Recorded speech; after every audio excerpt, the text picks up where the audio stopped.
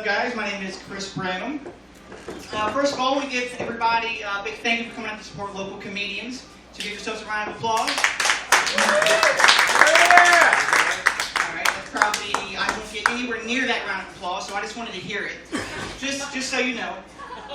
I'd like to think I'm funny, but most of the time, I really just end up looking awkward.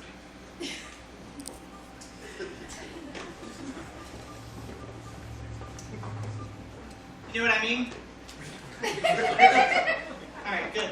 Okay. That's pretty funny. I have a couple of awkward situations happen in my life that I'd like to share with you guys this evening. The first one that immediately comes to mind is I once masturbated to my sister's friend who was asleep.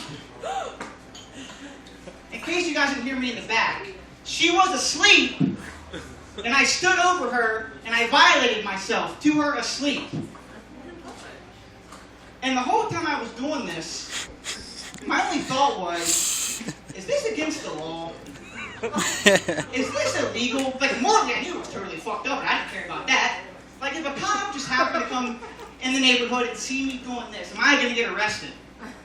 But I thought to myself, well, I didn't touch her, so it's cool. Continue. I did come close to brushing her elbow a couple of times, so I did actually step back. And she doesn't know that this happened, and hopefully she never will. But somewhere out there, she's living her life, having fun. She has no idea that I masturbated to her when she was unconscious. So if you're out there, I'm sorry. I apologize. You know, what can I say? Another awkward moment, if I can top that, is when I was younger, I used to sneak through my parents' bedroom. I would look for fun things like dynamite or knives, which I'm not really sure why I thought they would have those things in their room, like they weren't in a fucking motorcycle gang. But I was just looking. But instead of coming across cool things, instead, how do I put this? I stumbled across their duffel bag filled with sex toys. It was awkward for me too, right? I mean, and it was underneath their bed, and it was heavy. So I lifted it up, and I'm like, all right, it's going to be fucking awesome. Like, what is this? Boy, was I wrong. So I unzipped the bag, didn't know what was in it at that point, dumped out all the contents, and my face went from to... What the fuck is this? You kidding me? So without thinking, I picked up one of the sex toys. So I'm holding my mom's dildo. And I'm looking at it, and then I realized that it hit me. The dildo didn't hit me, it might hit me in the head. I realized that this is what she uses. This is what goes in her. Fuck, man! I'm gonna cut my own hand off now. But you know what they say, we all have our crosses to bear. And I guess mine was holding that dildo. So thank you, Jesus. I appreciate it. I could have picked 1,000 other things than that, but whatever. Thank you.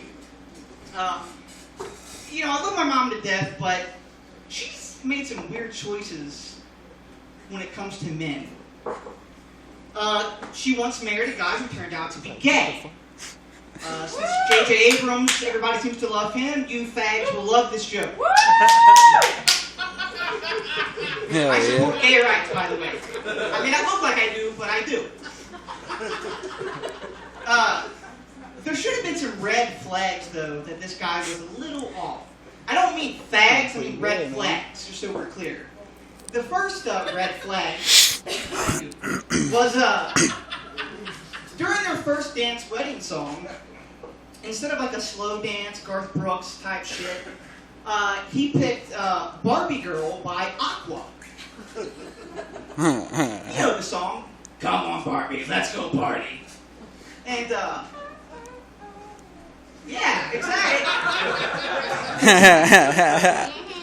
I didn't want to keep saying the song. I'm hoping someone knew who like that song was about. So thank you to Aqua, the one that wondered. But My mom was just standing there like, holy shit, is this really happening? And he's loving it. He is just...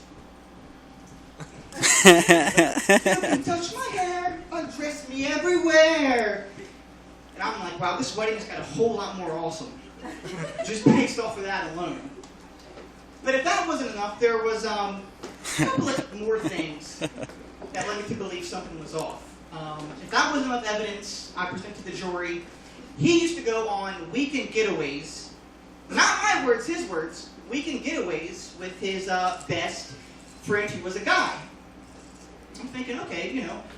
So he comes back from one of these visits, and he's on cloud nine. Like, he walked through the door, and you would think he was just gliding. And I'm like, hey, so how was it? He goes, Chris, it was amazing. I feel like a new man. We had breakfast in bed. He fed me fresh strawberries that we picked. I can actually still taste them. That's crazy.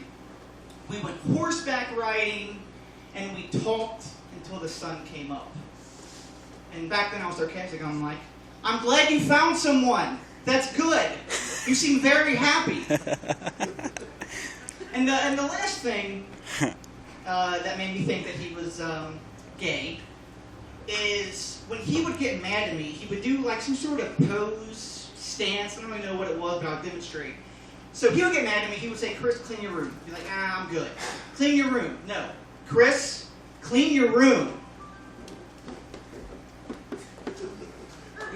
I'm not kidding, mister. Clean your room. And he would shoot his hand out like this. Clean your room now. He would holster it back. Clean your room. What are you doing, man? I'll go clean it if you won't do that again. You promise? No. He was a good guy, and I'm sure he's out right now horseback riding. I wish him nothing but the best. And all these moments happened when I was younger. And I miss being a kid. I miss growing up, because when you're a kid, you're naive about things. You know, I miss not knowing about certain things. Like, I didn't know marijuana existed. Does anybody know what weed is? Yeah. Yeah. Okay. All right. Good. Well, I didn't know what weed was, and I especially didn't know that my mom smoked weed.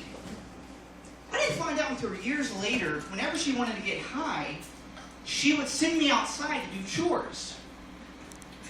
So I'd be sitting there, and she would say, "Hey, why don't you go clean the yard?" All right. So I'd go clean the yard, pick it up, and the door would be locked, which I thought was a little strange. So I'd go knock on the door. Mom, it's me. I'm done cleaning the yard. And she goes, why don't you mow the lawn since you're out there? I'm like, fuck. All right. I'm out here. Might as well. So I mow the lawn. That might take like an hour, and I'm cold, and I mow the lawn, and I come back, and I just knock on the door again. And I'm like, Mom, let me in. It's Chris. And she goes, who are you again? I'm like, oh, shit. That was a little glimpse of my childhood. One last thing before I go, it's an observation. I seen a black girl. Is that the PC term? African American, ebony goddess, whatever. I don't know. I seen a black girl and a nun, and they were walking side by side together. And I was standing behind them, and they were walking, and I stopped and I said, hey, sister! And they both turned around. Just thought that was interesting. All right, well, my name is Chris Brenham. That is my time, everyone. Thank you. The next comedian on the stage, I don't know who he is, but I'm sure he's great. James Wisdom.